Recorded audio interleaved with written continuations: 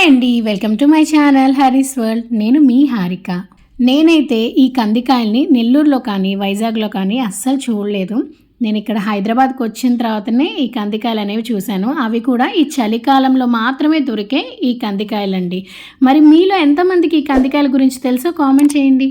ఇవి పచ్చి కందులండి. చెట్టు నుండి వచ్చిన ఈ పచ్చి కందులు ఎండబెట్టామంటే కందిపప్పుగా వస్తుంది. దీంట్లో ఎక్కువ హై ప్రోటీన్ అండ్ ఫైబర్ ఉండడం వల్ల చాలా హెల్త్ బెనిఫిట్స్ అయితే ఉన్నాయి. పల్లెటూరులో అయితే ఎక్కువ శాతం ఈ కందుల్ని ఉప్పు వేసి ఉడకపెట్టి అలా టైంపాస్గా కూడా తింటారంట.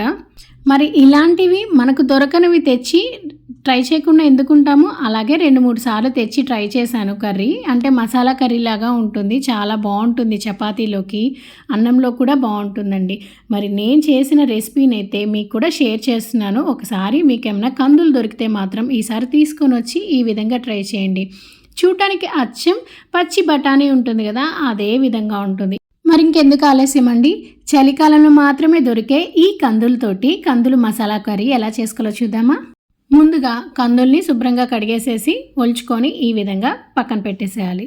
ఇప్పుడు మసాలా కోసంగా ఒక 2 మీడియం సైజు ఉల్లిపాయల్ని మీడియంగా కట్ చేసుకోవాలి. నేను చూపించే విధంగా కట్ చేసుకోండి. అలాగే ఒక 1 ఇంచ్ అల్లం, 4 వెల్లుల్లి, కొద్దిగా దాల్చిన చెక్క, 2 లవంగాలు, కొత్తిమీర, కొంచెం గ్రేవీలా రావడానికి మాత్రం జీడిపప్పుని యాడ్ చేస్తున్నాను. ఇవన్నీ సిద్ధం చేసుకొని ఒక మిక్సర్ జార్ తీసుకొని మిక్సర్ జార్లో మనం ఇప్పుడు చూపించిన మసాలాలు ఉన్నాయి కదా, అవన్నీ కూడా వేసి మెత్తటి పేస్ట్ లాగా గ్రైండ్ చేసుకోవాలి. ఇది మెత్తగా రావడానికి కొంచెం నీళ్ళని కూడా పోసేసుకొని గ్రైండ్ చేసుకోండి. మరీ ఎక్కువ నీళ్ళని పోసామంటే పల్చటి పేస్ట్ లాగా వస్తుంది. అలా కాదండి, నేను చూపించే విధంగా కొంచెం నీళ్ళని పోసుకొని గ్రైండ్ చేసేసుకోవడమే.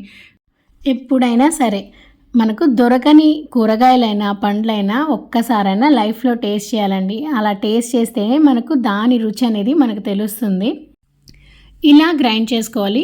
మనం మసాలా అనేది రెడీ చేసుకున్నాము. ఇప్పుడు ఒక ప్రెషర్ కుక్కర్ తీసుకొని 2 టేబుల్ స్పూన్ల నూనె వేసి, నూనె వేడెక్కాక ముందుగా గ్రైండ్ చేసుకున్న మన మసాలా పేస్ట్ ఉంది కదా, ఆ మసాలా పేస్ట్ని వేసి పచ్చి వాసన పోయేదాకా వేయించుకోవాలి. ఎందువల్లంటే ఉల్లిపాయ అనేది మనం పచ్చిది గ్రైండ్ చేసాం కదా, ఒకవేళ సరిగ్గా వేగలేదు అంటే ఆ పచ్చి స్మెల్ అనేది గ్రేవీ మొత్తం తగులుతుందండి. అందువల్ల ఒక 5 నిమిషాలైనా ఫ్రై చేసుకోవాలి. ఇలా ఫ్రై చేసుకున్నాక కొద్దిగా కరివేపాకు, ఒక పచ్చిమిర్చిని తుంచి వేసుకొని 1 నిమిషం పాటు వేయించుకున్నాక చిటికెడంత పసుపు, 1 టేబుల్ స్పూన్ కారం, 1 టేబుల్ స్పూన్ ధనియాల పొడి, 1/2 టేబుల్ స్పూన్ జీలకర్ర పొడి వేసి ఇవన్నీ కూడా ఒక 2-3 నిమిషాలు వేయించుకోవాలి.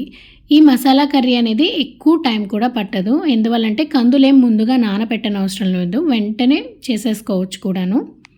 ఇప్పుడు మీడియం సైజు 2 టమాటాలను తీసుకొని మీడియంగా కట్ చేసి దాంట్లో రుచికి తగ్గట్టుగా ఉప్పు కూడా యాడ్ చేసి ఒక 5 నిమిషాల పాటు టమాటా ఉడికేదాకా మగ్గించుకోవాలి.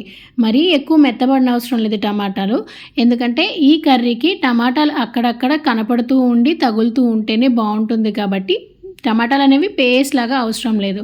ఈ విధంగా టమాటా అనేది ఉడికించుకుంటే సరిపోతుంది. ఇలా టమాటా ఉడికాక కందులను కూడా వేసి ఒక 3-4 నిమిషాలు ఉడికించుకోవాలి. ఎందువల్లంటే ఈ ఫ్లేవర్, మసాలా ఫ్లేవర్ అంతా కూడాను కందులకి బాగా పట్టే విధంగా 1 నిమిషం మూత పెట్టి ఉడికించుకుంటే బాగుంటుంది. ఇలా ఒక 2-3 నిమిషాలు ఉడికించుకున్నాక 1/2 గ్లాస్ నీళ్లు పోసి 3 విజిల్స్ వచ్చేదాకా రానివ్వాలి.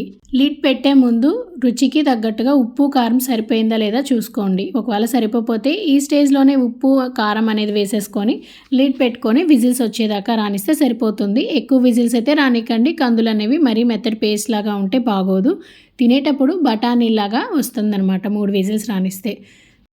ఆవిరిపోయాక లిడ్ తీసి చూపిస్తున్నాను చూడండి మసాలా కర్రీ ఎలా వచ్చింది అని. చాలా సింపుల్గా చేసేసుకోవచ్చు కూడాను. మళ్ళీ పొయ్యి మీద కూడా పెట్టనవసరం లేదు. కరెక్ట్గా 1/2 గ్లాస్ నీళ్ళతోటి చాలా సింపుల్గా త్వరగా అయిపోయే రెసిపీ కూడాను.